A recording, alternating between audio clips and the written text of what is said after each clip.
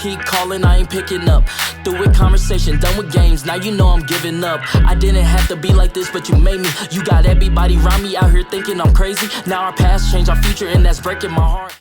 It's me, SimbaTv. Bang! What is good, YouTube fam? It's your boy Simba coming back here again with another reaction video for you guys. Today, for today's reaction video, we got a 550-year-old man has been found in Japan. How come he is still alive? That title is just insane, bro. Like, if this is true and not clickbait, that is insane, man. And I can't wait to jump up in it. Let's get it. On May the 17th, 2022, a Venezuelan, Juan Vicente Perez Mora, is recognized by Guinness World Records as being the oldest validated living person in the world, as he turned 113 years old.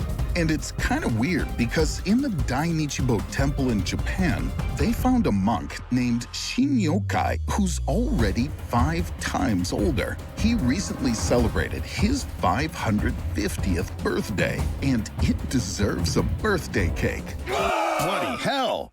Yeah, I'm not sure he can even blow out the candles.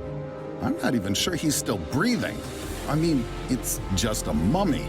So why is it considered alive? That's what we're gonna figure out today. You're about to find out, how will eating needles make you immortal? Why did the Japanese monks drink lacquer? And most importantly, how did the monk manage to stay alive for 550 years?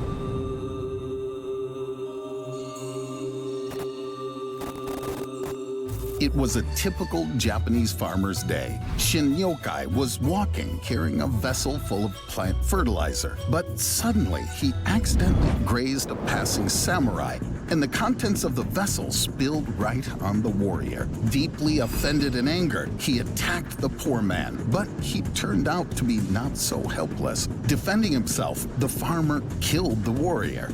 A terrible sin haunted him, so Shinyokai became a monk. The life of the Buddha's follower was difficult, as there was a bad harvest in the country and the monk suffered from hunger. But he managed to benefit spiritually from the situation by giving up creature comforts, including food. At the age of 96, he underwent a ritual of self-mummification and froze in meditation for many years. In this— Hold on, he on some Avatar shit.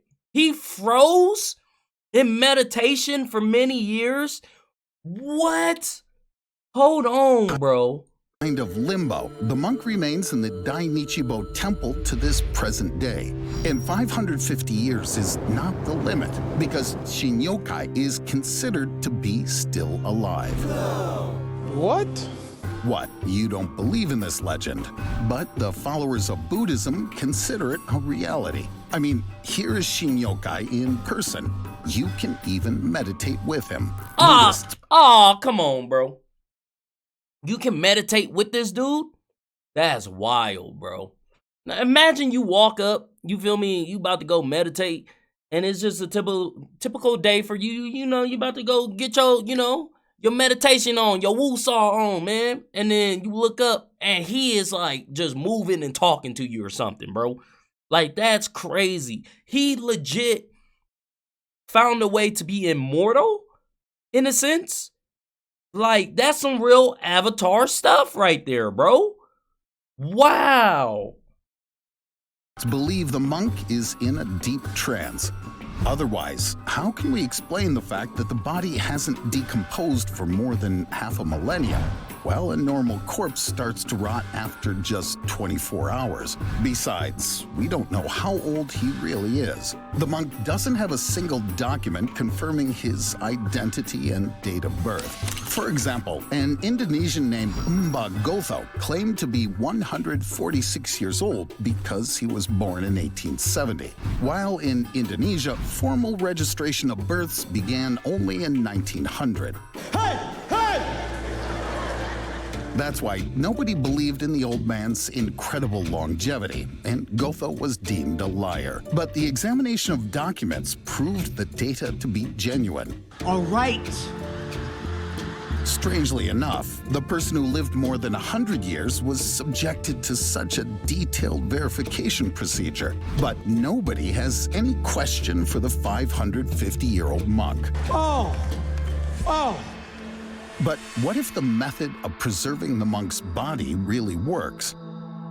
So how did the monk manage to keep his body in relatively good condition and keep it from decomposing? It's all thanks to Soku Shinbutsu. It's a practice of Buddhist monks that involves voluntary self-mummification.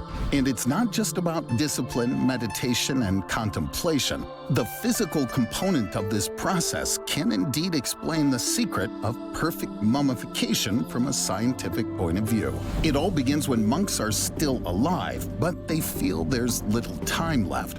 Then they start a slow process of starvation and stop eating barley, rice, beans, basically all the products that contribute to weight gain. The monks go on to a diet called Mokujikigyo, literally meaning eating a tree. This special diet consists of whatever is predominantly found in a nearby forest, such as tree bark and roots, nuts and berries, and even pine needles. Even river stones were found in the stomach of one of those mummies. Really? And that's the first secret. Because the thing is, apart from the fact that this type of food strips the monks of their body fat and muscles, the body loses nutrients and moisture. So there's no suitable environment for bacteria, and the rotting process doesn't start. This diet usually lasted 1,000 days, although some monks repeated the course 2 or 3 times. Before embalming, they probably drank tea made from urushi. It's the sap of a Chinese lacquer tree, usually used to make lacquer. Imagine drinking bottles of nail polish, one by one. Bro, that is dedication. Like, that is pure dedication to your religion, to immortality. That is like, and I know it's not really like true immortality, but it is, because it's like your body is still here, not decomposing, because you did all these things before you knew it was your time to go. Like, that's just, wow, that's crazy. That's on a whole different level, man.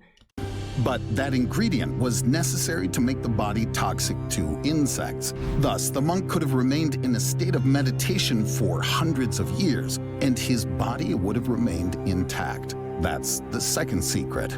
The third one is to run lit candles along your body to dry your skin. And the last point of Soku Shinbutsu involves something that will help us live beyond our death.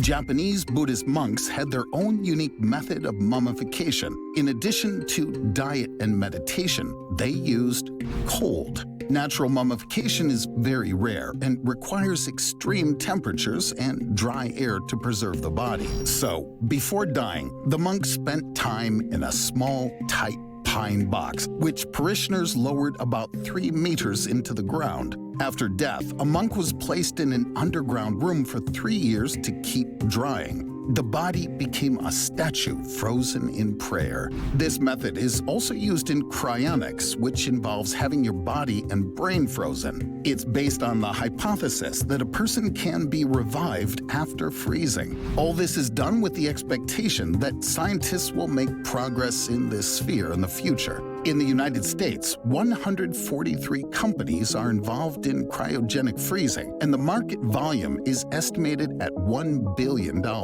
The primary purpose of this procedure is to freeze life in your body. This is done by substituting blood with special solutions so that it doesn't turn to ice when frozen. Depending on how much money you have, cryonics clinics can suggest 2 possible options to spring for. The first one is to get your whole body frozen. Maybe in 100 years, your body can be rejuvenated or cured using nanoparticles and nanobots. The second one is to preserve only your head. And perhaps in the future, you'll grow a whole new torso from your own stem cells. The assumption that such a method would work dates back to the 18th century. However, little progress has been made since then. No client has yet been unfrozen. But researchers believe that future scientific advances in this field will help bring frozen patients back to life. Does this mean that Shinyokai's mummy can be brought back to life as well?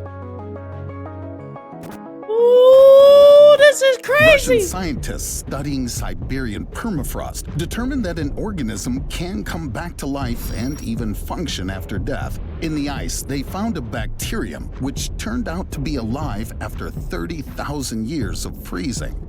After the defrost, it immediately started hunting amoebas. A bacterium needs very little to exist, unlike such a complex living organism as a human. But the monks greatly simplified their biological needs, which might have allowed them to be so well preserved, but not alive.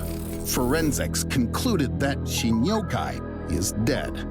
This conclusion was based on the understanding of death by an ordinary human being and modern medicine. The monk's biological functions have ceased, and he has neither pulse nor breath. But on the other hand, patients who consented to have their bodies cryogenically frozen are in the same condition. They're not dead, but rather deanimated. In other words, they're in sleep mode. What if the dead... So, that's what I was gonna say. So, if he's meditating and his body hasn't decomposed, say, you know, they do something, you know, and they can reinstate like his mind, you know, would he wake up? Would he be alive? You know, because that's what he just said about freezing them. He said that they're not really dead, like they're not really dead. They're in a sleep mode. They're like pretty much on autopilot, you know? So what if it's the same thing with him? What if he's just like on autopilot and it takes something to wake him up, and then like his mind just, you know, the gears start turning and stuff, and then boom, bada bing, like he can talk, he can breathe, he can walk. Like, that's crazy, bro. Dead monk could be brought back to life just like a frozen person. The same opinion is shared by Buddhists. They believe the monk went through sokushinbutsu to wake up from his sleep. It was not for nothing that the special mummification technique kept Shinyokai's body intact for 550 years. And if they're right, it's entirely possible that one day this mummy will open its eyes. The ritual of self-mummification is so popular among Buddhist monks that this phenomenon was even leaked to TikTok. In these shots, a monk named Luang Fo Yai, aged 109, is in the final stages of his Sukushinbutsu.